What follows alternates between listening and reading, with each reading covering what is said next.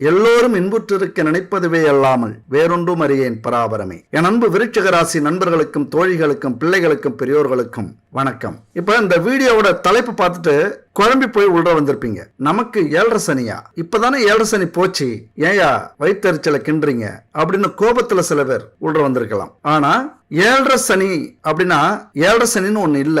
3 விதமான சனி ஒரு ராசியில கடக்கும் போதுதான் அதை 7.5 சனி அப்படிங்கிறோம். விரயச்சனி, ஜென்மச்சனி, பாதச்சனி. இத 3 ராசியில கடக்கும் போது அது 7.5 சனி அப்படின்னு சொல்றோம். 7.5 சனிக்கு பயப்படாதவங்க யாருமே இல்லை. ஏன்னா அது ரொம்ப முக்கியமான அந்த பயிற்சி. 2.5 வருடங்கள், மொத்தம் 7.5 வருடமும் 7.5 சனி அப்படின்னு சொல்லுவாங்க. ரொம்ப எச்சரிக்கையா இருக்க வேண்டிய அந்த 7.5 வருஷத்தை தான் நம்ம 7.5 சனின்னு சொல்றோம். அப்ப உங்களை பொறுத்த வரைக்கும் 7.5 சனியை விட மிக முக்கியமா எச்சரிக்கையா இருக்க வேண்டிய சனி இப்ப நடந்துகிட்டு இருக்கு அப்படின்னு சொல்லலாம், வரப்போகுது அப்படின்னு சொல்லலாம். இப்ப ருணரோக சத்துரு சனியிலிருந்து தப்பிச்சு அர்த்தாசிரம சனியில வந்து நிக்கிறீங்க. இப்ப அர்த்தாசிரம சனியில இருந்து பூர்வ புண்ணியஸ்தான சனிக்கு மாற போறீங்க. அடுத்தது வரப்போகுது. அப்ப இந்த 7.5 வருஷமுமே 7.5 சனியை விட உங்களுக்கு மிக முக்கியமான சனி. அதனாலதான் இங்க தலைப்புல 7.5 சனி அப்படின்னு சொல்லியிருக்கோம். கொஞ்சம் நிதானமா இருக்கணும், கொஞ்சம் எச்சரிக்கையா நீங்க இனிமே நடக்க ஆரம்பிக்கணும், கொஞ்சம் சூட்சமமா நடக்கணும். அப்படிங்கிறதுக்கு தான் கொஞ்சம் உங்களுடைய பார்வை இந்த வீடியோல திருப்பணும், நீங்களும் கவனிக்கணும் அப்படின்னு 7.5 சனின்னு தலைப்பு வச்சிருக்கோம். அதனால 7.5 சனி அப்படின்னு தலைப்பை பார்த்துட்டு பயப்பட வேண்டாம். 7.5 சனியை விட கொஞ்சம் எச்சரிக்கையா இருக்க வேண்டிய சனி எது அப்படின்னு தெரிஞ்சுக்கிறது ரொம்ப நல்லது. வரப்போகிற பூர்வ புண்ணிய ஸ்தான சனி ரொம்ப முக்கியமான சனி. நம்முடைய பாவ புண்ணியங்களை பொறுத்த வரைக்கும் யமலோகத்துல சித்திரகுப்தன் கணக்கு எழுதிக்கிட்டு இருக்காரு. ஆனா அந்த கணக்கை சரி பண்ணி சில பாவங்களுக்கு இவருடைய இலாக்கா சிவன் ஒதுக்கி இருக்காரு. உங்களுடைய இலாக்கா எது அப்படின்ட்டு. அப்ப சனி பகவானுடைய இலாக்கா எது அப்படின்னு பார்த்து சித்திரகுப்தன் கணக்கு வாங்கி இவர் அதற்கான பலன்களை கொடுப்பார். அப்ப இவர் பார்க்கிற இலாக்கா எது அப்படின்னு பார்த்தோம்னா, நாம செய்யற தொழில், வேலை, செயல்கள், நம்ம செய்யற செயல்கள், அதாவது நல்ல விஷயம் செய்யறோமா, அடுத்தவங்களுக்கு துரோகம் செய்யறோமா, இல்லது கெட்டது செய்யறோமா, நீதி நேர்மையா நடந்துக்கிறோமா வாழ்க்கையில, இதுதான் செயல்கள். அதை கவனிக்கிறார். அடுத்தது ஆயுள்.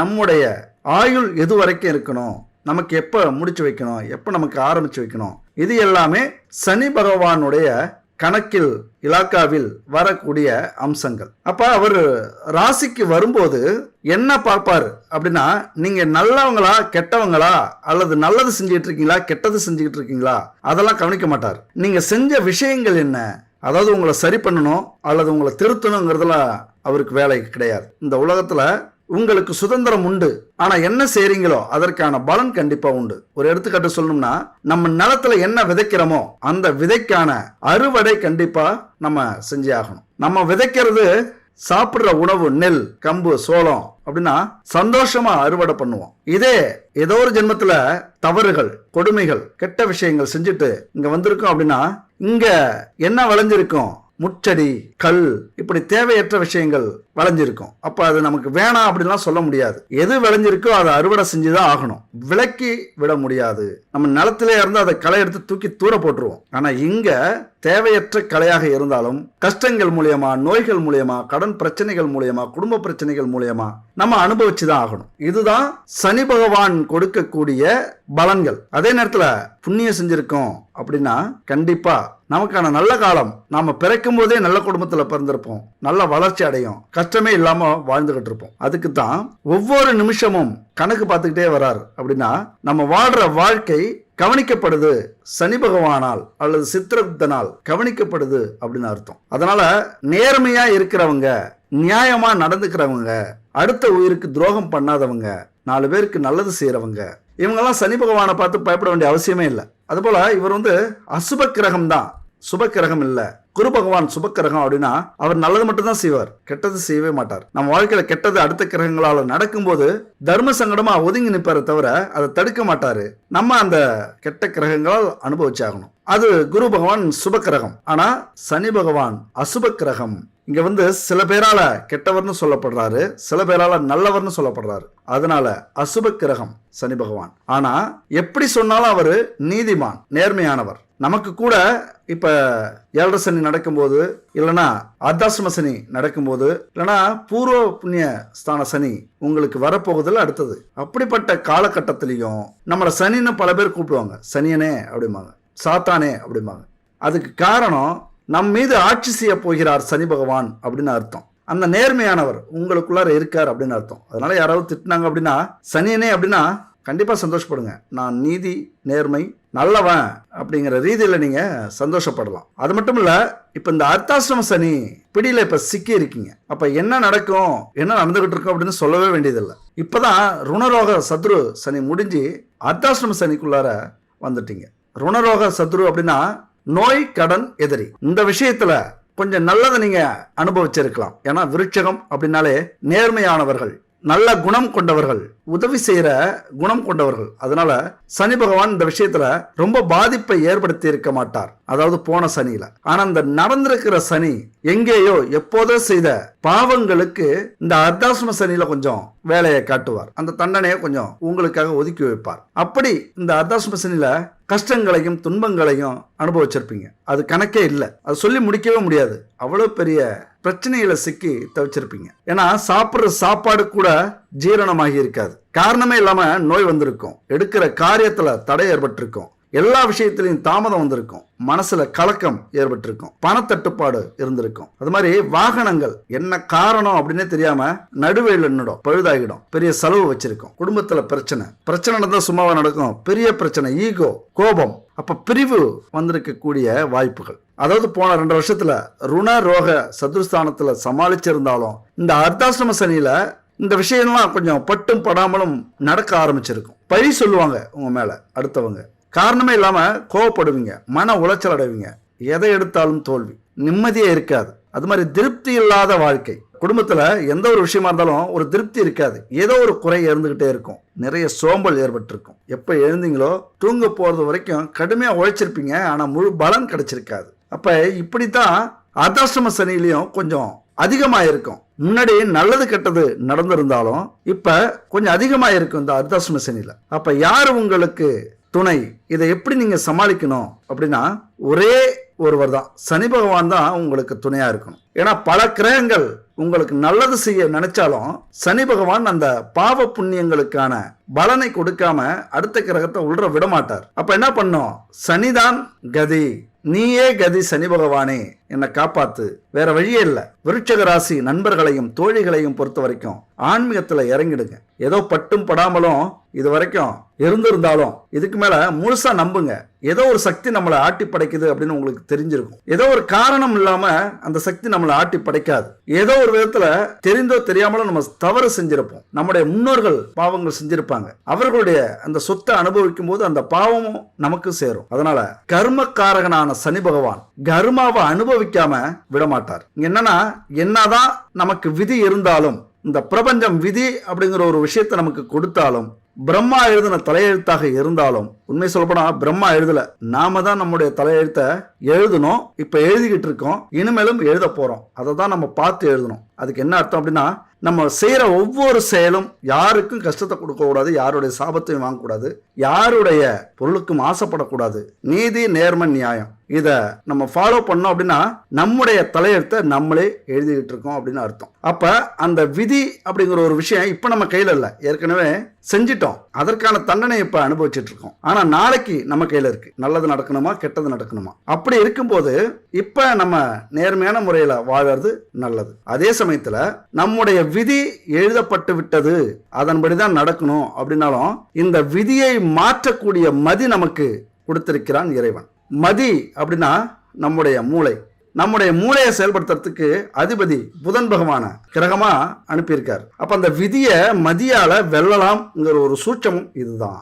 இப்ப உண்மையா நீங்க என்ன புரிஞ்சுக்கணும் அப்படின்னா, இது ஒரு யுத்த காலம், அதாவது தர்ம யுத்த காலம் அப்படின்னு தான் சொல்லணும். எப்படி கிருஷ்ணர் சூழ்ச்சி பண்ணி தர்மத்துக்காக மகாபாரதத்துல வெற்றியடைய வச்சாரோ, அந்த மாதிரி உங்க வாழ்க்கையில தர்மத்தின் அடிப்படையில, நீதியின் அடிப்படையில, நியாயத்தின் வழியில சூழ்ச்சி பண்ணியாவது நீங்க ஜெயிச்சாகணும் வாழ்க்கையில. அது தப்பு இல்லை. மகாபாரதத்தை பொறுத்த வரைக்கும் தர்மத்துக்காக சூழ்ச்சி பண்ணி ஜெயிக்கிறது தவறே இல்லை. ராமாயணத்திலேயும் ராமர் ஒரு இடத்துல சொல்லுவார், ஹனுமாருக்காக அவருடைய அண்ணனைய கொலை பண்ணுவார் தர்மத்துக்காக. அந்த மாதிரி கொலைன்னா அப்படி நினைச்சிடாதீங்க.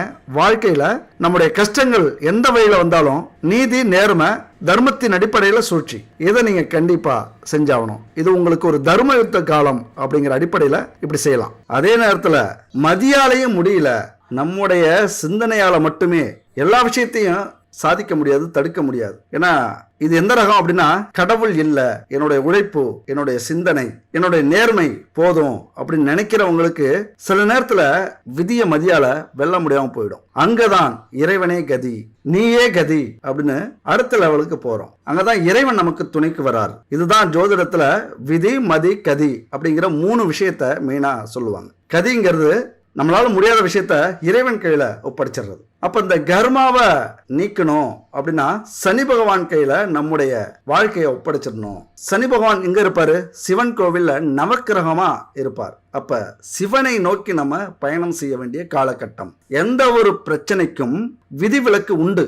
சும்மா சொல்லல, விதிக்கு விலக்கு உண்டு. இந்த விலக்குங்கிற விஷயத்த அடுத்தது பார்ப்போம். அப்ப விதி விலக்கு உண்டு அப்படின்னா நம்ம கண்டிப்பா ஆன்மீகத்துல ஈடுபட்டாகணும். அப்பதான் நம்முடைய கஷ்டங்கள், துன்பங்கள், துயரங்கள்லாம் குறையும். சரி, பரிகாரம், ஆன்மீக பயணம், இப்படி கோவிலா போயிட்டா நம்முடைய கர்மாவை முற்றிலும் நீக்கிவிட முடியுமாங்கிற கேள்வி உங்களுக்கு ஏற்படும். நம்முடைய கர்மாவை சுத்தமா நீக்க முடியாது, இதுதான் உண்மை. ஆனா எதுக்கு இந்த பயணம், பரிகாரம்? அதாவது ஒரு பொருள் வாங்கறதுக்கு அல்லது ஒரு கார் வாங்க நம்ம வீட்டுல இருந்து கிளம்புறோம். சில்லறை நாணயங்களை நம்ம எடுத்துட்டு போகணும்னா மூட்டையா எடுத்துட்டு போகணும். எவ்வளவு கஷ்டம்னு பாருங்க. எடுத்துட்டு போக முடியுமா? இதுதான் நம்ம கஷ்டம் நினைச்சிங்களேன். மூட்டையா எடுத்துட்டு போறது நம்முடைய விதியா இருக்குது அப்படின்னா அதை நம்ம குறைக்கணும் அப்படின்னா பணமா எடுத்துட்டு போகலாம் பெட்டியில. அதுதான் பரிகாரத்தின் மூலியமா நம்ம கஷ்டங்களை, பிரச்சனைகளை குறைக்கிற விஷயம். அப்ப இன்னும் கொஞ்சம் பரிகாரத்தை ஸ்ட்ராங் படுத்தணும். நம்மளே வருத்திக்கிட்டோம், கஷ்டப்படுறோம், ஒரு பிரச்சனைக்கு ஈடாக, நோய்க்கு ஈடாக, அல்லது கஷ்டத்துல எவ்வளவு துன்பப்படுறோமோ, வருத்தப்படுறோமோ அதுக்கு ஈடா ஒரு பரிகாரத்தை நம்ம செய்யும் போது நம்முடைய கஷ்டங்கள் குறையும். அது எப்படி அப்படின்னா, பணப்பெட்டி எடுத்துட்டு போறதை விட மொபைல்ல ஜிபே மூலியமா கொண்டு போனா எப்படி இருக்கும்? நம்முடைய கஷ்டங்கள் எப்படி குறையுமா? அதே போலதான் இப்படி பரிகாரங்கள் பல விதங்கள்ல உண்டு. எப்படி நம்ம பரிகாரம் செய்யறோமோ அப்படி நம்முடைய கஷ்டங்கள் குறையும். இப்ப பணப்பையை எடுத்துட்டு போறது மாதிரி, சில்லறை எடுத்துட்டு போறது மாதிரி, மொபைலை எடுத்துட்டு போறது மாதிரியே குறையும். இதுக்குதான் பரிகாரம் வருது. அது மட்டும் இல்ல, எவ்வளவு பிரச்சனை வந்தாலும் தாங்கக்கூடிய எனர்ஜி நமக்கு கிடைக்கும். இந்த பிரபஞ்சத்தின் சக்தி நமக்கு கிடைச்சிரும். அப்ப எந்த பிரச்சனை வந்தாலும் நம்ம மனசும் உடலும் தாங்கிக் கொள்ளும். அதுக்குத்தான் இந்த பரிகாரம். நம்பினவங்களுக்கு 100% பரிகாரம் வேலை செய்யும். அப்ப என்ன பண்ணோம்? இறைவா, சனி பகவானே, இப்படி ஒரு அர்த்தாசிரம சனியில நான் மாட்டிக்கிட்டேன். அப்ப அவருடைய மந்திரத்தை நம்ம மனப்பாடம் பண்ணி வச்சுக்கிறது நல்லது. விருட்சிக ராசியை பொறுத்த வரைக்கும் அர்த்தாசிரம சனியை கடக்கணும். அடுத்தது 5ஆம் இடத்துல வரப்போற பூர்வ புண்ணிய சனியை கடக்கணும். மிக முக்கியமான காலகட்டம். பயமுறுத்தல உங்களுடைய தன்னம்பிக்கையாலும், இறைவனின் அருளாலும், விடாமுயற்சியாலும் இதெல்லாம் ஈஸியா கடக்கலாம். கடந்ததுக்கு அப்புறம் உங்களுக்கு பெரிய புதையல் கிடைக்கலாம், பெரிய பதவி கிடைக்கலாம், பெரிய வேலை கிடைக்கலாம், தொழில அபரிதமா வளர்ச்சி அடையலாம். அதுக்கப்புறம் உங்களை எட்ட முடியாத அளவுக்கு கொண்டு போய் சேர்க்கும். ஆனா இன்னைக்கு நம்ம இருக்கிற இடம் அப்படி. அதனால சனி பகவானின் அருள் நமக்கு வேண்டும். அதனால இந்த மந்திரம் இருக்குல்ல, நம்ம அந்த ஸ்கிரீன்ல இருக்கு பாருங்க, இந்த மந்திரம் எப்பொழுதுமே உங்களுக்கு தேவைப்படும். இந்த மந்திரத்தை பொறுத்த வரைக்கும் எந்த அளவுக்கு அதிக முறை நம்ம சொல்லி முடிக்கிறோமோ அந்த அளவுக்கு பலன் அதிகம். ஒவ்வொரு மந்திரமே முடிஞ்சா 1,08,000 முறை சொல்லலாம். அதுக்கு அவ்வளவு பவர் உண்டு. அப்ப இந்த 48 நாள்ல தினமும் வீட்டுல தீபம் ஏற்றும் போது அல்லது கோவிலுக்கு போகும்போது இந்த மந்திரத்தை சொல்லலாம். முடிஞ்ச வரைக்கும் 19,000 முறை இந்த மந்திரத்தை சொல்லுங்க. 40 நாள்ல அல்லது 48 நாள்ல சொல்லும் போது இந்த மந்திரத்துக்கான பவர் அதிகரிக்கும். எவ்வளவு பெரிய பிரச்சனைகள் வந்தாலும் சுமூகமா கடக்க வழி உங்களுக்கு தெரிஞ்சிடும். சனி பகவான் கண்டிப்பா ஏற்படுத்தி கொடுப்பார். ஓம் பிரம் பிரீம் பிரௌம் ஷக் சனைச்சராய நமக. ஒரு அற்புதமான மந்திரம், ஈஸியான மந்திரம். சொல்லுங்க, ஒரு நாள் ஆனாலும் மனப்பாடம் பண்ணி வச்சுங்க.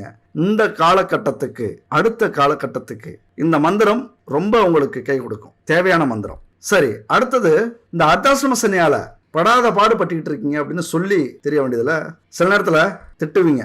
இதை வேற சொல்லி ஏன் கஷ்டப்படுத்துறீங்க, அதுக்கு என்ன செய்யலாம் அப்படின்னு சொல்லுங்க அப்படின்னு சொல்லுவீங்க. அப்ப அர்த்தாசிரம சனி என்ன செய்யும் அப்படின்னா மிக முக்கியமான தேவைப்படக்கூடிய விஷயம் இது. நல்லா கேட்டுக்குங்க.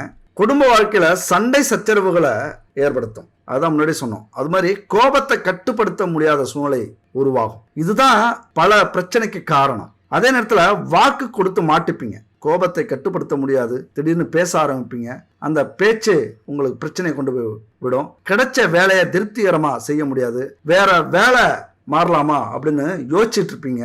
நல்லா யோசிங்க, இந்த வேலை உங்க தகுதிக்கான வேலையா, ஆனா சம்பளம் குறைவா இருக்கா? இந்த நேரத்துல என்ன பண்ணணும்னா, சனி பகவானே நீனே பாத்துக்க, எனக்கு சம்பளம் கம்மியா இருக்கு, ஆனா என்னுடைய திறமைக்கேத்த வேலை, நான் ஆசைப்படுற வேலை தான், எனக்கு சம்பளம் குறைவா இருக்கு, நீ பாத்துக்க, விட்டுருங்க. ஆலோசிச்சு முடிவு பண்ணுங்க வேலையை விட்டு விலகிறதுக்கு முன்னாடி. அது மாதிரி வேலை செய்யற இடத்துல வீண் வாக்குவாதங்கள், உள்ளடி வேலை, பழி சொல், துரோகங்கள் இதெல்லாம் நடக்கும். அதே சமயத்துல எல்லாரையும் பகைச்சுப்பீங்க, ஜாக்கிரதையா இருக்கணும். குடும்ப வாழ்க்கையில சண்டை சச்சரவுகள் உண்டு, கோபத்தை கட்டுப்படுத்தணும் முக்கியமா. அது மாதிரி தம்பதிகள் குடும்பத்துல கணவன் மனைவி சண்டைகள் வரலாம், பொறுத்துக்கிட்டு தான் ஆகணும். இந்த காலகட்டத்தில் 8ஆம் வீட்டில் சனி பகவான் இருக்கிற காலம் கஷ்டங்களை அதிகமா கொடுக்கக்கூடிய காலம். நம்ம வேணான்னு சொன்னாலும் விடாது. அப்ப எல்லாத்துக்கும் நம்ம தயாரா இருந்தோம் அப்படின்னா கொஞ்சம் நான் சொன்ன மாதிரி பரிகாரங்கள் முக்கியம், ஆன்மீக பயணம் முக்கியம். கண்டிப்பா கோவிலுக்கு நீங்க போயிட்டு வரணும். திருநள்ளாறு போயிட்டு வாங்க, அங்க நல தீர்த்தம் அதுல குளிச்சுட்டு ஈஸ்வரனை கும்பிட்டுட்டு அப்புறம் சனி பகவானை கும்பிட்டுட்டு வாங்க. எல்லா விஷயத்துக்கும் உங்களுக்கு ஒரு மன தைரியம் வந்துடும். கண்டிப்பா அந்த காலகட்டத்தில் இன்னும் 1.5 வருஷம் இருக்கு, 1 வருஷம் இருக்கு அப்படின்னா அசிங்கம் அவமானம் இப்படி படாத பாடு படுத்தி தான் எடுப்பாரு சனி பகவான். ஏன்னா நம்ம ஏதோ செஞ்சு வச்சுட்டோம், அதுக்கு அனுபவிச்சு தான் ஆகணும். நீங்க எல்லாரும் நினைச்சுக்கிட்டு இருப்பீங்க 7.5 சனி ரொம்ப பயங்கரமான சனி அப்படின்னு. 7.5 சனி காலத்தை விட அதிகம் கஷ்டப்பட வைப்பது இந்த அஷ்டமத்து சனி காலம் தான். தெரியுதுங்களா? 7.5 சனி அப்படின்னா எல்லாரும் பயப்படுவோம், அதை விட அஷ்டமத்து சனி நம்ம பயந்தாகணும். அதே நேரத்தில் நீங்க பயப்படணுங்கிறதுக்காக சொல்லல, கொஞ்சம் நமக்கு நடக்கக்கூடிய நல்லதுக்கும் கெட்டதுக்கும் காரணம் நம்ம கையில தான் இருக்கு. அதை தான் சொன்ன, விதிய பிரம்மா எழுதல, நீங்க என்ன செய்றீங்களோ அதை எழுதி வைக்கிறார் பிரம்மா. அப்ப டைரக்டர் யாரு? நீங்க எழுத சொல்றத பிரம்மா எழுதுகிறார். அப்ப உங்க கையில தான் இருக்கு. அதனால கவலைப்படாதீங்க, பதட்டப்படாதீங்க, கோபப்படாதீங்க. என்னடா இவர் 7.5 சனின்னு சொல்லி பயமுறுத்துறாரு அப்படின்னு. கோபத்தை கட்டுப்படுத்துங்கள். நான் எதுக்கு சொல்றேன், நிதானமா இருங்க, கொஞ்சம் எச்சரிக்கையா இருங்க, சூட்சமமா நடந்துக்குங்க அப்படின்னு சொல்றது தப்பா? கோவப்படாதீங்க ஐயா, கோவப்படாதீங்க அப்படிங்கிறது மாதிரி தயவு செஞ்சு 7.5 சனின்னு சொல்லிட்டேனேன்னு கோவப்படாதீங்க. அதை விட முக்கியமான சனி இந்த அஷ்டமத்து சனி. கணவன் மனைவி இடையே பிரச்சனை மட்டும் இல்ல, பிரிவு கூட வரலாம், பண நெருக்கடி வரலாம், கடன் பிரச்சனை வரலாம். ஆளை விடுங்கடா சாமி அப்படின்னு தலை தெறிக்க ஓட விடலாம். உங்களுக்கு துணையா இருக்கக்கூடியவர் யாருன்னா ஈஸ்வரன் தான், சிவன் தான். திருநள்ளாறு போங்க, இல்லைன்னா முடிஞ்ச திருவண்ணாமலை போங்க, கிரிவலம் வாங்க. வாழ்க்கைன்னா என்ன புரிய வைப்பார். ஒரு புனித பூமி, நமக்கெல்லாம் கொடுத்து வச்ச பூமி அது. போயிட்டு வாங்க, அத்தனை பிரச்சனைகளுக்கும் தீர்வு கிடைக்கும். அது மாதிரி அஷ்டம சனி நடந்தாலே திருமணம் செய்யலாமா? பல பேருக்கு கேள்வி உண்டு. கண்டிப்பா செய்யலாம். ஏன்னா அஷ்டமத்து சனி 7.5 சனி அப்படின்னா திருமணம் செய்யக்கூடாது அப்படிம்பாங்களே அப்படின்னு. ஆனா பல பேருடைய வாழ்க்கையில இந்த அஷ்டமத்து சனி 7.5 சனியில தான் திருமணம் நடந்திருக்கும். அதனால கண்டிப்பா நடக்கலாம். அது மாதிரி எவ்வளவு இழப்புகள், மறைமுக எதிரிகளால பிரச்சனை வந்திருக்கு, அதெல்லாம் இப்ப சரி பண்ணிட்டு இருப்பீங்க. ஆனா உங்க சூழ்நிலை எது தெரியுமா? ஒரு புயல் அடிச்சிருச்சு, எல்லாத்தையும் இழந்துட்டோம், அதுக்குள்ள அடுத்த புயல் அறிவிச்சிட்டாங்க, வந்துருச்சு. அந்த சூழ்நிலை தான் இப்ப. ஏற்கனவே ருணரோக சத்ருஸ்தானத்துல வந்த சனி, நோய், கடன், எதிரிகள் இதை சரி பண்ணிருக்கலாம், இல்லைன்னா உருவாக்கி விட்டுருக்கலாம். நம்முடைய கர்மா எதுவோ அதுபடி நடந்திருக்கும். அது முடியறதுக்குள்ளே அடுத்தது அர்த்தாஷ்டம சனி, அடுத்த புயல், பூகம்பம். இதெல்லாம் எப்படி நடந்திருக்கீங்களோ அடுத்தது இந்த 5ஆம் வீட்டில் சனி பகவான் பூர்வ புண்ணிய சனியாக வரப்போறார். அப்ப என்ன செய்யலாம்? எவ்வளவோ பார்த்துட்டோம், அதையும் ஒரு கை பார்த்துருவோமே அப்படிங்கிற தெம்பு உங்களுக்கு வந்துடும். இறைவனின் அருள் இருந்தா, அவரை நீங்க நம்புனீங்க அப்படின்னா கண்டிப்பா அந்த தெம்பு உங்களுக்கு வந்துடும். சனி பகவானுடைய வாகனம் காகத்தை விரட்டாதீங்க.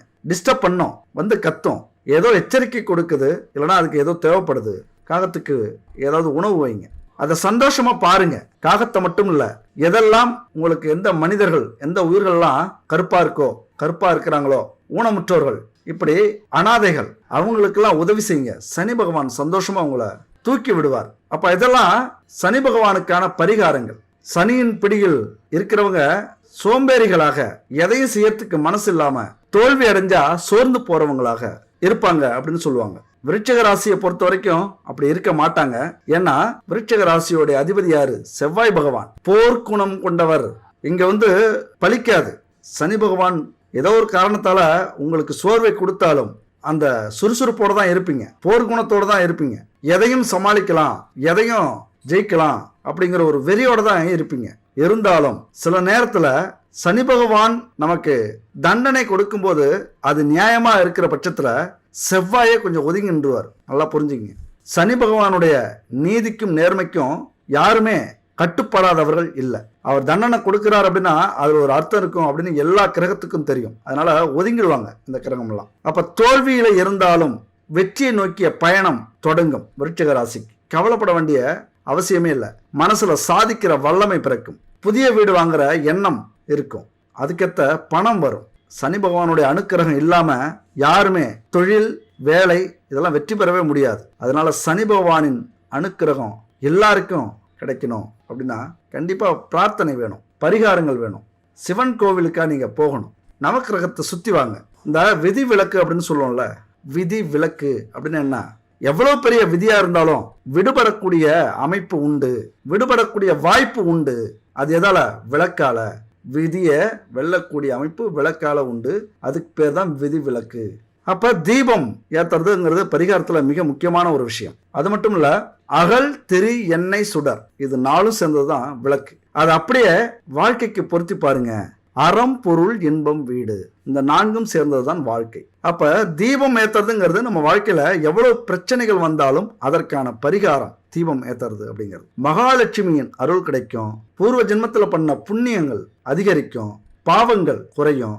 நம்ம வீட்டில இருந்து நம்ம மனசுல இருந்து இருக்கிற தீய சக்திகள் விலகும். உடல் ஆன்மா ரெண்டுமே இந்த தீபத்துக்கு கட்டுப்படும். எவ்வளவு பெரிய கோபம் வந்தாலும் அப்படியே அமைதிப்படுத்தும். நீங்க தீபத்தை வேணா எரியும் போது ஒரு 2 நிமிஷம் பாருங்க, நம்ம மனசையே அப்படியே இலகுபடுத்தும். அது மட்டும் இல்ல, தீபம் ஏத்துறதுலயே மிக முக்கியமானது சனி பகவானுக்கு நல்லெண்ணெய் தீபம் மிக முக்கியமானது. மகாலட்சுமிக்கு நெய் தீபம் முக்கியமானது. இன்னொன்னு முக்கியமான ஒரு விஷயம் இருக்கு. பஞ்சபூதங்களை தன்வசப்படுத்தக்கூடிய அமைப்பு பஞ்சதீப எண்ணெய்க்கு உண்டு. நிலம், நீர், காற்று, நெருப்பு, ஆகாயம், இந்த 5 இல்லாம நம்ம வாழ்க்கையில நம்ம தொழில் இல்லை, நம்ம பாவ புண்ணியங்கள் நீங்காது. அதுக்கான தீபம் தான் இந்த பஞ்சதீப எண்ணெய். அதை ஊற்றி தீபம் ஏற்றும் போது இந்த 5 விஷயத்திலையும் இருக்கிற பாவங்கள் போகும். இந்த 5 பூதங்களும் நமக்கு நல்லது செய்ய தொடங்கும், தன்வசப்படுத்தி விடலாம். அதனால இந்த பஞ்சதீப எண்ணெய்க்கு அவ்வளோ ஒரு முக்கியத்துவம் உண்டு. பஞ்சதீப எண்ணெய் அப்படின்னா என்னன்னா, வேப்பெண்ணெய், விளக்கெண்ணெய், இலுப்ப எண்ணெய், நல்லெண்ணெய், பசுனை, இதெல்லாம் சுத்தமான எண்ணெய்களா இருக்கணும். முடிஞ்ச வரைக்கும் செக்குலாட்டின எண்ணெயா இருக்கலாம். கலப்படமே இல்லாத எண்ணெயா இருந்தா மிக நல்லது. கலப்படம் இல்லாத நெய்யா இருந்தா அதை விட நல்லது. இங்க விற்கிற எண்ணெயெல்லாம் நீங்களே பார்க்கலாம், 100 ரூபாய்க்கு 1 லிட்டர் கொடுப்பாங்க. 100 ரூபாய்க்கு 1 லிட்டரு எந்த எண்ணெயாவது நம்ம வாங்க முடியுமா அப்படின்னு யோசிச்சு பாருங்க. அப்போ கொடுக்குறாங்க அப்படின்னா அது எவ்வளவு தரம் இல்லாத கலப்படமான எண்ணெய் அப்படின்னு நீங்க புரிஞ்சுக்கலாம். எல்லாமே உணவுக்கு பயன்படுத்தப்பட்ட 2ஆம் தர எண்ணெய்கள். அதை வாங்கிட்டு வந்து ஃப்ரீயாவோ இல்லைன்னா காசு கொடுத்தோ, கம்மியான காசு கொடுத்தோ வாங்கிட்டு வந்து சூடு பண்ணி அதில் கொஞ்சம் இந்த மெழுகு எல்லாம் கலந்து நமக்கு கொடுக்குறாங்க. அப்போ இது மாதிரியான எண்ணெய்கள், நெய்யை நம்ம பயன்படுத்தும் போது கண்டிப்பாக நம்ம பாவத்தை தான் சுமக்கிறோம். இதுக்கான ஒரு வீடியோவை நம்ம போட்டிருப்போம், பாருங்க. நெய் தீபம் ஏற்றி பாவத்தை சம்பாதிக்காதீங்க அப்படிங்கிற ஒரு வீடியோ இருக்கும். முழு விளக்கத்தையும் அதில் நான் சொல்லியிருக்கேன். எந்த அளவுக்கு பாவத்தை போக்க போன நம்ம கோவில்லையோ வீட்லேயோ பாவத்தை வாங்கிட்டு இருக்கோம், தரமில்லாத எண்ணெய்களை பயன்படுத்தி வாங்கிட்டு இருக்கோம் அப்படின்னு நீங்களே புரிஞ்சுப்பீங்க. அப்போ கடையில் உங்களுக்கு கிடைக்குது, பக்கத்தில் கடையில் கிடைக்குது, அல்லது செக்குலாட்டின எண்ணெய்கள்லாம் கிடைக்குது, பஞ்சதீப எண்ணெய் கிடைக்குது அப்படின்னா வாங்கிங்க. இல்லைனா இந்த நம்பருக்கு கான்டெக்ட் பண்ணுங்க. குட் பேபி 9043688626 இந்த நம்பருக்கு கான்டெக்ட் பண்ணுங்க. செக்குலாட்டின எண்ணெய்களா இவங்க பஞ்சதீப எண்ணெய் உருவாக்கியிருக்காங்க. நல்லெண்ணெய் கிடைக்கும். அது மாதிரி சுத்தமான பசுமாட்டு நெய் உணவுக்கும் பயன்படுத்திக்கலாம், தீப எண்ணெய்க்கும் பயன்படுத்திக்கலாம். உங்கள்கிட்ட வாங்கிக்கிங்க. அது மட்டும் இல்லைங்க, பச்சரிசி கோலமாவு கட்டி இருக்கு. அதெல்லாம் சனி பகவானுக்கு மிக மிக பிடிச்ச ஒரு பரிகாரம். நம்ம வீட்டில் அதை வாங்கி கோலம் போடுறோம் அப்படின்னா 1000 பேருக்கு அன்னதானம் செஞ்ச புண்ணியம் நமக்கு அந்த கோலமாவு கட்டியில் கிடைக்கும். அதனால அதெல்லாம் உங்கள்கிட்ட இருக்கு. அந்த கோலமாவு கட்டி, அதே மாதிரி அரிசியால் பவுடர் பார்த்துருக்க மாட்டீங்க. எல்லாம் இந்த மண் பொடி, கல் பொடி, வெள்ளை மண், இதை வச்சு தான் பவுடர் பண்ணியிருப்பாங்க. இவங்க அரிசியாலேயே பவுடர் பண்ணியிருக்காங்க. கோலமாவு பவுடரு வாங்கி பயன்படுத்தி பாருங்க, புண்ணியத்தை சேருங்க. தரமான பொருளை வாங்கி புண்ணியத்தை சேர்க்கறது பாருங்க. இவங்கள்ட்ட மட்டும் இல்லை, எங்கே கிடைச்சாலும் தரமான பொருளாக வாங்கி பயன்படுத்துங்க. அதுபோல் உணவுப் பொருளும் இவங்க வச்சிருக்காங்க. மசாலாக்கள் உங்களுக்கு பிடிச்ச பொருளாக வச்சிருக்காங்க. நம்பருக்கு கனெக்ட் பண்ணி வாங்கிக்கிங்க. இப்போ இந்த மாதிரியான தீபம் பச்சரிசி மாவில் கோலம் போடுறது ரொம்ப புண்ணியமானது. முடிஞ்சா என்ன பண்ணுங்க, சனிக்கிழமை விரதம் இருங்க. உங்களால மீள முடியலையா பிரச்சனையில இருந்து, சனிக்கிழமை விரதம் இருந்து இந்த தீப தூபம் எல்லாம் வீட்டில் ஏற்றி சாம்பிராணி போக வீடு முழுவதும் பரவட்டும். எதிர்மறை சக்திகள் விலகும். அது மாதிரி இந்த மந்திரத்தை அன்னைக்கு சொல்லுங்க. சனிக்கிழமை பிரச்சனைகள் தீர்ற வரைக்கும். இந்த அர்த்தாசிரம சனி, அடுத்தது பூர்வ புண்ணிய ஸ்தானத்துல வரக்கூடிய சனி, இதுல பிரச்சனைகளை தவிர்க்கணும், குறைக்கணும் அப்படின்னா இந்த மந்திரத்தை சொல்லுங்க.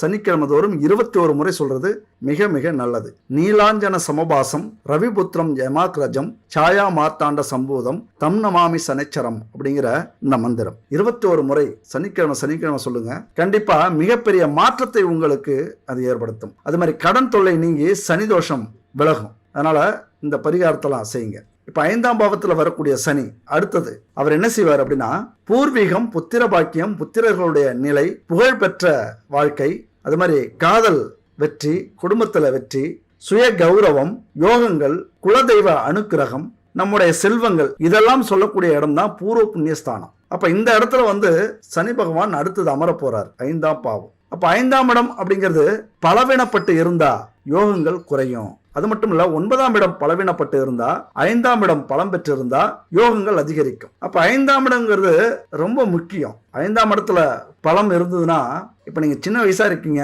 அடுத்த வருஷம் உங்களுக்கு அந்த பயிற்சி வருது அப்படின்னா, சனி பகவான் வராரு அப்படின்னா, உங்க வயசுக்கு மீறிய, வாழ்க்கைக்கு மீறிய எந்த இடத்துல நீங்க இருந்தாலும் சரி, வாழ்வின் கடைசி இடத்துக்கு கீழே இருந்தாலும் அதுக்கு மீறிய செல்வாக்கு, புகழ், கௌரவம், மரியாதை, நேர்மையான வாழ்க்கை, நியாயமான செயல்கள், இதெல்லாமே உங்க வாழ்க்கையில நடக்கும். அப்ப 9ஆம் இடத்தை விட 5ஆம் இடம் ரொம்ப முக்கியம். அதாவது இப்ப வரப்போற சனி பகவான் மிக முக்கியமானவர். அப்ப அதுக்கு இப்பவே நீங்க தயாராயிடுங்க. இன்னும் 1 வருஷம் 1.5 வருஷம் இருக்கு. இப்பவே அந்த 5ஆம் இடத்தை பலம் பெற வைக்க இப்பவே நீங்க தயாராயிடணும். அது மட்டும் இல்ல, தோழிகள், பெண்களுடைய ஜாதகத்தில் 5ஆம் இடம் ரொம்ப முக்கியமான இடம், பூர்வ புண்ணியஸ்தானம். அந்த இடத்துல அற்புதமான வாய்ப்பு இருக்கு. திருமணமாகி புகுந்த வீட்டுக்கு போகும்போது எல்லா செல்வத்தையும் கொடுக்கும் இந்த பூர்வ புண்ணிய இடம், அந்த சனி பகவான். இந்த காலகட்டத்துல அதுக்கு தயாராயிடுங்க. தயாராகிறதுனா எப்படி அப்படின்னா, முதல்ல நேர்மையா வாழணும், 4 பேருக்கு உதவி செய்யணும், ஒரு குறிக்கோளோட பயணம் செய்யணும். அதே நேரத்தில் எவ்வளவு உழைப்புகள் இருந்தாலும் ஆன்மீக பயணத்தில் ஈடுபடணும், பரிகாரங்கள் செய்யணும். உழைப்பையும் கடவுளையும் ஒரே மாதிரி 2 கண்ணா வச்சுக்கங்க. 4 பேருக்கு உதவி செய்யுங்க. அடுத்து வர அந்த அதிர்ஷ்டமான ஒரு காலகட்டம் 5ஆம் பாவங்கிறது மிக அதிர்ஷ்டமானது. சனி பகவான் வராரு, நம்ம நீதியா நேர்மையா இருக்கோம், 4 பேருக்கு உதவி செஞ்சுட்டு இருக்கோம் அப்படின்னு அவரு கண்ணால பார்க்கணும். அதுக்கு இப்பவே தயாராயிடுங்க. அதையே கொஞ்சம் நீங்க கவனிக்கல, கண்டுக்கல, அதெல்லாம் சும்மா நம்ம வாழ்றபடி வாழ்வோம் அப்படி நினைச்சிங்க அப்படின்னா, இந்த 5க்குரியவர் 6இல் நிற்கும்போது புத்திரர்களால், அதாவது மகன்களால், மகள்களால் கடனோ நோயோ ஏற்படும். 8ஆம் இடத்துல நிற்கும்போது அவமானம், துக்கம் ஏற்படும். அதாவது பிறக்கிற குழந்தையாலேயோ அல்லது ஒரு டீனேஜ் வயசுல இருக்காங்க, 18 20 வயசுல இருக்காங்க, 30 வயசுல இருக்காங்கன்னா அவங்களால நமக்கு அவமானம் ஏற்படும். அதே மாதிரி குரு பகவான் 12ல் நிற்கும் போது வீண் விரய செலவு ஏற்படலாம். குரு பகவான் மட்டும் இல்ல, 5க்குரியவர், உங்க லக்கணத்திலிருந்து 5க்குரியவர் இந்த 6 8 12 எந்த இடத்துல நின்னாலும் உங்களுக்கு பிரச்சனைகள், அவமானங்கள் இதெல்லாம் வர வாய்ப்பு இருக்கு. அதனால வாழ்க்கையை நெறிப்படுத்தணும். இப்ப இருந்த என்ன பிரச்சனை இருக்கு, என்ன பிரச்சனை ஆகும், எதை நம்ம கட்டுக்குள்ளார கொண்டு வந்து வைக்கணும். கடனா கொஞ்சம் குறைச்சிப்போம். வேலை இல்லையா, ஒரு வேலையை தேடி வேலையில உட்காந்துருவோம். சம்பளத்தை பத்தி பார்க்க வேண்டாம். சம்பளம் நம்மளுடைய உழைப்புக்கு ஏற்ற மாதிரி வருமானம் இறைவனால் கொடுக்கப்படும். வேலையில நேர்மை இருந்ததுன்னா கவலைப்பட வேண்டிய அவசியமே இல்லை. அதனால எல்லாத்துக்குமே தயார்படுத்தி வச்சுக்கோங்க. அந்த பலனை அனுபவிக்கணும். 5ஆம் இடத்துக்கு வரக்கூடிய அந்த பலனை நம்ம அனுபவிக்கிறதுக்கு இப்பவே ரெடி ஆயிடுங்க. அது மாதிரி இப்ப இருக்கிற பிரச்சனையான வாழ்க்கை நினைச்சு கவலைப்படாதீங்க. போராட்டம் இல்லாத வாழ்க்கை என்ன வாழ்க்கை? போராடினால் தோல்வி அப்படிங்கிற வார்த்தை வெற்றியாக மாறும். அது விருச்சிக ராசிக்கு நல்லாவே தெரியும். போர் குணம் கொண்டவர்கள் போராடியாவது ஜெயிப்பீங்க. உங்க வேகத்துக்கு எந்த சனி பகவானின் கஷ்டங்கள், துன்பங்கள்லாம் ஒரு பெரிய விஷயமே இல்லை. ஆனாலும் எந்த பிரச்சனை வந்தாலும் அனுபவிக்க தயாராயிடுங்க. அதை மாற்றத்துக்கு முயற்சி பண்ணாதீங்க. அதை மாற்றத்துக்கு முயற்சி பண்றதை விட குறைக்கிறதுக்கு முயற்சி பண்ணலாம் பரிகாரத்தின் மூலியமா. அதனால போராடுங்க, வெற்றி கண்டிப்பா நிச்சயம் உண்டு. அடுத்தவங்களை பார்த்து கோவப்படாதீங்க. அடுத்தவங்க வயிற்றுல அடிச்சு யாரோ முன்னேறிட்டு இருக்காங்க. இந்த அரசியல்வாதிகள், கோடீஸ்வரர்கள்லாம் தப்பு செஞ்சு முன்னேறாங்க, நம்ம ஏன் அப்படி இருக்கக்கூடாது அப்படின்னு நினைக்காதீங்க. சனி பகவான் பொறுத்த வரைக்கும் சிசிடிவி கேமரா மாதிரி, அதை விட தூணிலும் இருப்பார், துரும்பிலும் இருப்பார். நம்மளை கவனிச்சுக்கிட்டே இருப்பாரு. எங்க எதை எப்படி முடிக்கணும், எப்படி ஆரம்பிச்சு வைக்கணும் அவருக்கு நல்லா தெரியும். இதெல்லாம் புரிஞ்சுக்கிட்டவங்க யார் தெரியுமா? அஷ்டம சனி அனுபவிச்சவங்க, 7.5 சனி அனுபவிச்சவங்க, கண்டச்சனி அனுபவிச்சவங்க. இவங்கெல்லாம் சொல்லுவாங்க கர்மா, ஜோதிடம் அப்படிங்கிறது 100க்கு 100 உண்மை. நாம செய்யற செயல் அப்படியே நமக்கு திரும்ப கிடைக்கும் அப்படின்னு இவங்கெல்லாம் அனுபவிச்சவங்க. அவங்க சொல்லுவாங்க. அதனால யாருமே பார்க்கலன்னா நம்ம நேர்மையா இருக்கிறத விட்டுறக்கூடாது, நேர்மை தவறக்கூடாது. எப்பொழுதுமே சனி பகவான் பார்த்துக்கிட்டே இருக்கார். அதனால எவ்வளவோ பாவத்தை செஞ்சுட்டு நமக்கு அதை போக்குறதுக்கான வாய்ப்புகள் நிறைய கிடைக்கும் நம்ம வாழ்க்கையில. அந்த வாய்ப்பை பயன்படுத்திக்கிட்டு, அந்த சந்தர்ப்பத்தை பயன்படுத்திக்கிட்டு நம்ம பாவத்தை போக்கிக்கணும். சனி காலத்துல துன்பத்தை அனுபவிக்கணும், சந்தோஷமா அனுபவிக்கணும். நான் அனுபவிக்கிறேன் ராசா, அனுபவிக்கிறேன். இதுல இருந்து விடுதலை கொடுக்கறதுக்கு முயற்சி பண்ணு சனி பகவானே, அவ்வளவுதான். அதை விட்டுட்டு சனி பகவானை குறை சொல்லி மறுபடியும் இன்னும் பாவத்தை பிரச்சனையை அதிகப்படுத்திக்க கூடாது நம்ம. அதனால சனிக்கிழமை அப்படின்னா உடல் ஊனமற்றவர்களுக்கு அன்னதானம் செய்யுங்க, ஏழைகளுக்கு அன்னதானம் செய்யுங்க, விநாயகர் கோயிலுக்கு போயிட்டு வாங்க, அனுமன் கோவிலுக்கு போயிட்டு வாங்க. அது மாதிரி வீடு இல்லாதவங்களுக்கு போர்வை, துணி இதெல்லாம் தானம் கொடுங்க. சனிக்கிழமையில மது, அசைவ உணவை தவிர்த்துருங்க. ரொம்ப முக்கியமான விஷயம். இப்பெல்லாம் நம்ம கஷ்டத்துக்கு எதையாவது மறக்கணும் அப்படின்னு குடிக்க ஆரம்பிச்சிரும். அது பெரிய பிரச்சனையில கொண்டு போய் விட்டுரும். அது சனி பகவானுக்கு அவர் வேலையை ஈஸியா முடிக்கிறதுக்கு வழி நம்மளே ஏற்படுத்தி கொடுத்துருவோம். அவர் என்ன செய்வாரு, நம்முடைய பாவத்தை போக்குறதுக்கு அவமானப்படுத்தணும், அசிங்கப்படுத்தணும், தோல்வி அடையணும், கண்ட இடத்துல நம்ம கிடக்கணும், அசிங்கமான இடத்துல நம்ம இருக்கணும், கிடக்கணும் அப்படிங்கிறது அவருடைய செயல்கள், தண்டனை. அதை நம்ம ஈஸியா அனுபவிக்க வச்சுறது மாதிரி ஆயிடும். அதனால இந்த விஷயத்தை, இந்த மது, அசைவம் சனிக்கிழமை விடுறது நல்லது. நாய்கள், காக்காய்க்கு உணவு கொடுக்கலாம், முதியோர் இல்லங்களுக்கு உதவி செய்யலாம். அர்த்தாஷ்டம சனி வந்தாலும், ஏழரை சனி வந்தாலும் இறைவனை நம்பி நம்ம மேல நம்பிக்கை வச்சு நம்ம உழைக்கும் போது, வாழ முயற்சி பண்ணும்போது கண்டிப்பா நம்ம ஜெயிக்கலாம். நம்ம பிறப்பு மதிக்க முடியாத செல்வம். அதனால வாழ்க்கையில கஷ்டம் வரும்போது வீழ்றது தப்பு இல்ல, விழுந்து கிடக்கிறது தான் தப்பு. அதே நேரத்துல நீங்க எழுந்திருச்சு நடக்க கூடாது. உங்க குறிக்கோளை நோக்கி ஓடிக்கிட்டே இருக்கணும். ஓடுனா மட்டும்தான் நம்ம ஜெயிக்க முடியும், இந்த பிரச்சனையிலிருந்து தப்பிக்க முடியும், இந்த புகழின் உச்சியை அடைய முடியும். அதனால எவ்வளவு பெரிய பிரச்சனை வந்தாலும் அதையெல்லாம் தாண்டி ஜெயிக்கணும் அப்படின்னு வாழ்த்து சொல்லி விடைபெறுகிறேன். அடுத்த ஒரு அற்புதமான வீடியோல சந்திக்கலாம். நன்றி, வணக்கம்.